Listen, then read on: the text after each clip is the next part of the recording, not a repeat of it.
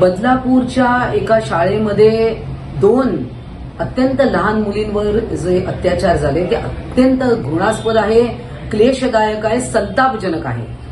आणि हे झाल्यावर बदलापूरमध्ये प्रचंड मोठा नागरिक उद्रेक देखील आपण पाहतोय.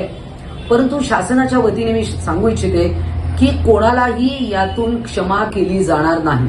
मुख्यमंत्र्यांनी आदेश दिलेत फास्ट ट्रॅक कोर्टमध्ये ही केस चालवायची. उपमुख्यमंत्री असतील, केसरकर साहेब जे शालेय शिक्षण मंत्री आहेत, त्यांनी सर्व जे पुण्यातले जे शाळेसंबंधी जे अधिकारी आहेत ते सगळे तिकडे दाखल झालेले आहेत आणि कोणालाही क्षमा केली जाणार नाही. मग ती शाळेचं प्रशासन असो, ते शिक्षक असो, तो अत्याचार करणारा असो, आणि ज्या पोलिसांनी कंप्लेंट घेण्यामध्ये दिरंगाई केली आहे कोणालाच सोडले जाणार नाही. आणि माझी सगळ्यांना हात जोडून विनंती आहे की कोणी याच्यामध्ये राजकारण करू नये, कारण या 2 लहान मुलींच्या आयुष्याचा प्रश्न आहे. कुठेही कोणाची बदनामी होणार नाही.